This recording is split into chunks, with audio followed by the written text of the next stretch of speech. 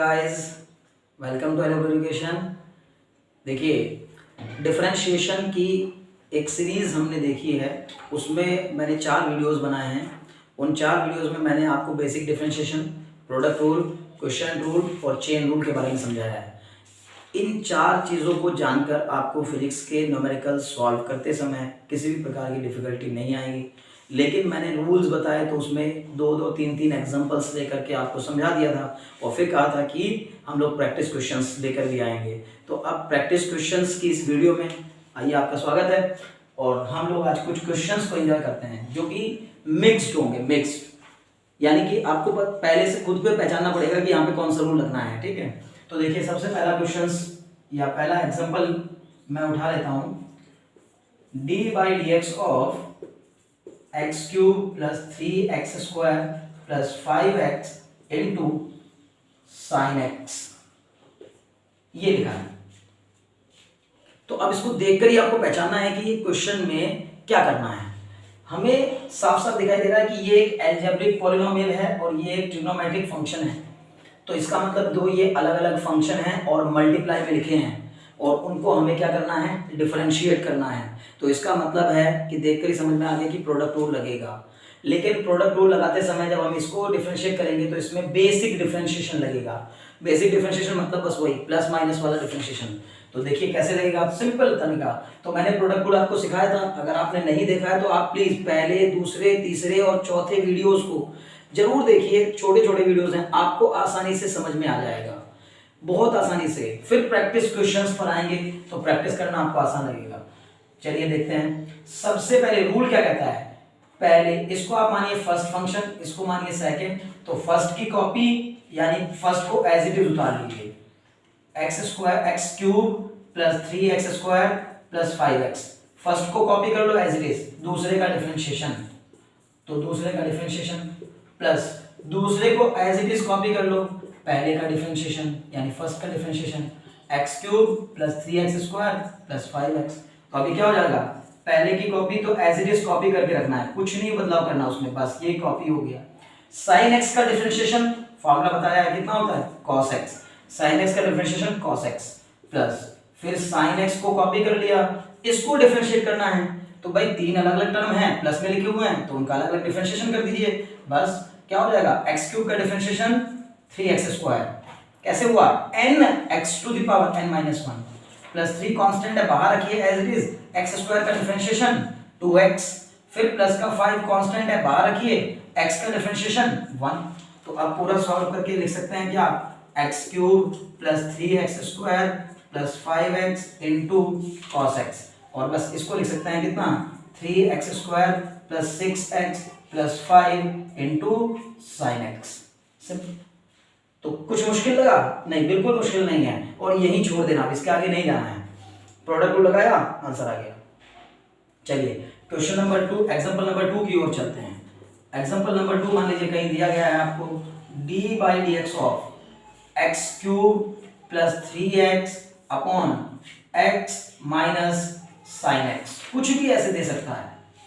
तो हमें क्या करना है, इसमें प्रोडक्ट रूल, क्वेश्चन रूल लगाना है। साफ साफ दिखाई दे रहा है, ऊपर एक कोई पॉलिनोमियल लिखा है, नीचे कोई एक पॉलिनोमियल लिखा है, तो इन दोनों को हमें डिफरेंशिएट करना है। तो कौन सा रूल लगेगा भाई, डिवाइड में, डिवीजन रूल। और डिवीजन रूल क्या कहता है, डिवीजन रूल कहता है कि डिनोमिनेटर को एज इट इज कॉपी करिए, x माइनस साइन x को कॉपी करिए, d/dx ऑफ न्यूमरेटर, मतलब डिनोमिनेटर की कॉपी, न्यूमरेटर का differentiation, plus sorry minus numerator की कॉपी मतलब x क्यूब प्लस 3x की कॉपी, डिनोमिनेटर का डिफरेंशिएशन मतलब x माइनस साइन x का डिफरेंशिएशन अपॉन डिनोमिनेटर का होल स्क्वायर। तो इसका मतलब x माइनस साइन x का होल स्क्वायर। बस इसको डिफरेंशिएट करना है, आंसर आ जाना है। x माइनस साइन x बाहर, x क्यूब का डिफरेंशिएशन बताइए क्या होगा, 3x स्क्वायर प्लस 3 कांस्टेंट है बाहर, x का कितना 1, फिर minus x cube plus 3x को एज इट इज रखिए, x का डिफरेंशिएशन 1 माइनस साइन x का डिफरेंशिएशन cos x अपॉन में कितना, x माइनस साइन x का होल स्क्वायर। बस इसमें कुछ बचा नहीं है। ये आप ज्यादा से ज्यादा इतना कर सकते हैं कि इसको लिख सकते हैं 3x square plus 3 into x minus sine x ये तो यही रहेगा, माइनस का x cube plus 3x into 1 minus cos x upon x minus sine x का होल स्क्वायर। इसको आगे भी सिंप्लीफाई करने की जरूरत नहीं है आपको, क्योंकि डिफरेंशिएशन सीखना है, तो डिफरेंशिएशन के प्रोसेस सीख रहे हो। 2 एग्जांपल हो गए, तो आपको आराम से इन्हीं क्वेश्चंस की धीरे धीरे प्रैक्टिस करनी है, क्वेश्चन सॉल्व हो जाना है। एग्जांपल नंबर 3, मान लीजिए पूछा गया है d/dx of log x square plus 3x, मान लीजिए दे दिया। तो अब आपको इसको डिफरेंशिएट करना है, तो वीडियो को थोड़ा पॉज करिए और खुद से सोचिए और खुद से प्रैक्टिस करने की कोशिश करिए कि क्या कर सकते हैं। ठीक है, चलिए आइए अब हम समझाते हैं। log x square plus 3x, अब भाई इसमें कौन सा फॉर्मूला लगाएं? प्रोडक्ट में तो लिखी नहीं है चीजें, इसको और इसको प्रोडक्ट में मत मानना, क्योंकि log x एक पूरा ही फंक्शन होता है, तो log में ये पूरी चीज उसके साथ ही लिखी हुई है। इसका मतलब ये कोई दो अलग अलग चीजें मल्टीप्लाई में नहीं लिखी हैं और दो चीजें डिवाइड में भी नहीं लिखी हैं। इसका मतलब ना तो प्रोडक्ट रूल ना तो क्वोशिएंट रूल।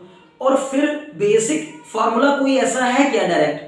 तो हाँ, एक फार्मूला है, लेकिन वो log x का है, log x square plus 3x का नहीं है। तो log x का डिफरेंशिएशन कैसे होगा? log x का होता है 1/x, पर ये तो x स्क्वायर प्लस 3x है, तो इसको डिफरेंशिएट करने के लिए क्या लगाएंगे? Chain rule. और चेन रूल क्या कहता है कि मैच करो इसको, किस फॉर्मूले से मैच कर रहा है। तो हम कहेंगे अगर इतने टर्म को हम अपने मन में जबरदस्ती x कंसीडर कर लें तो log x का डिफरेंशिएशन क्या हो जाएगा?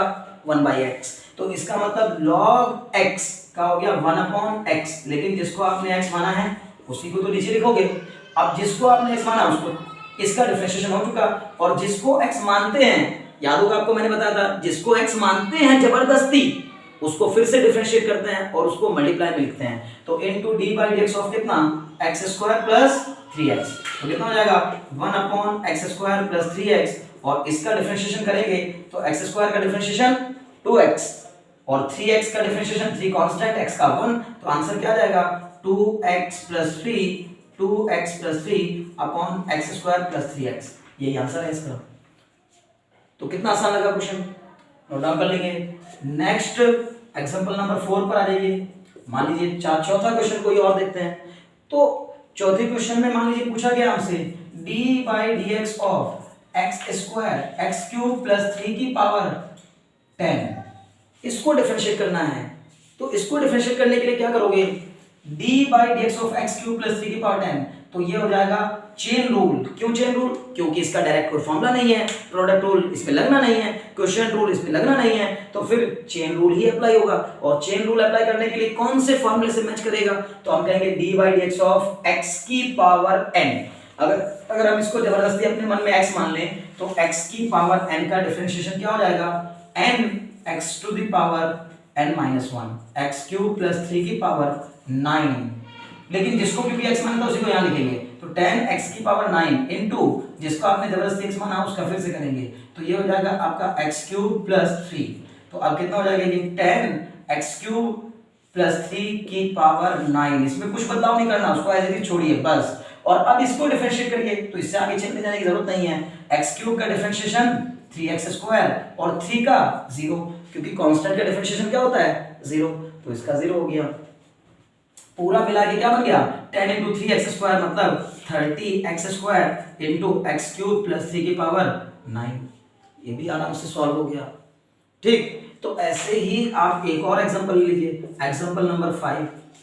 मान लीजिए कहीं लिखा है d/dt ऑफ, देखिए कुछ नया, d/dt, तो dt से डरने की जरूरत नहीं है। t का मतलब क्या हुआ? अरे वेरिएबल अब की बार t रहा होगा, इसका मतलब differentiation with respect to t। d/dx का मतलब differentiation with respect to x, तो इससे कोई बड़ी बात नहीं है। और ज्यादातर फिजिक्स में यही वाला फॉर्मूला यूज होगा d/dt, क्योंकि d/dt मतलब differentiation with respect to time. जब टाइम आएगा आपका मोशन चैप्टर में, तो d/dt ऑफ लिखा है मान लीजिए कहीं t cube plus 3t square plus 7t plus 9। तो सबसे आखिरी एग्जांपल में ले रहा हूं, सबसे आसान, बस इतना बदलाव कर दिया उसमें कि x के टर्म्स में ना देकर उस फंक्शन को हमने t के टर्म्स में दिया है। अब इसको डिफरेंशिएट करना है तो क्या आएगा? t क्यूब को t के रेस्पेक्ट में डिफरेंशिएट करना है। तो वैसे ही समझो ना, जैसे d/dx ऑफ x की पावर n होता था, वैसे ही d/dt ऑफ t की पावर 3 हो जाएगा। तो ये हो जाएगा 3 टी स्क्वायर, मतलब 3 पहले जाएगा और टी की पावर 1 कम हो जाएगी, तो 3t स्क्वायर प्लस 3 कांस्टेंट है बाहर रखो, इस t स्क्वायर का करोगे तो 2 पहले आ जाएगा और पावर 1 कम हो जाएगी, तो 2 से 1 कम होकर t की पावर 1 बन जाएगी, प्लस 7 कांस्टेंट है बाहर रखो, t का 1 और 9 का, तो कांस्टेंट का तो 0 ही होता है, तो आंसर क्या आ गया आपका 3t square plus 6t plus 7। समझ गए? तो कुछ भी इसमें नहीं है। तो मुझे उम्मीद है कि इन 5 क्वेश्चंस की प्रैक्टिस करके आपको थोड़ा सा कॉन्फिडेंस और राइज हुआ होगा। अब इसके अलावा आपको किसी तरह के अगर क्वेश्चंस की प्रैक्टिस की जरूरत है तो आप बुक से भी कर सकते हैं, अदरवाइज फिजिक्स के जब न्यूमेरिकल्स लगाएंगे तो उनमें इनकी जरूरत पड़ेगी ही पड़ेगी। आप इन्हीं वीडियो को 2-3 बार देखें ताकि आपको आसानी से कॉन्सेप्ट समझ में आ जाए, तो फिर न्यूमेरिकल के बीच जब ये चीजें आएंगी तो आसानी से आप क्वेश्चन सॉल्व कर सकेंगे। खैर, मुझे उम्मीद है कि आपने इन सभी वीडियोस को एंजॉय किया होगा और आज की वीडियो को भी पूरी तरीके से एंजॉय किया होगा। अगर आपको वीडियोस पसंद आ रही हैं तो प्लीज लाइक करें और अपने दोस्तों में इनको शेयर करें और अपने फ्रेंड सर्कल में भी इन वीडियोस को पहुंचाएं और हमारे चैनल को सब्सक्राइब करना कतई ना भूलें, क्योंकि चैनल को सब्सक्राइब करेंगे तो नोटिफिकेशंस आपको नई नई वीडियोस का मिलता रहेगा। Thanks for watching.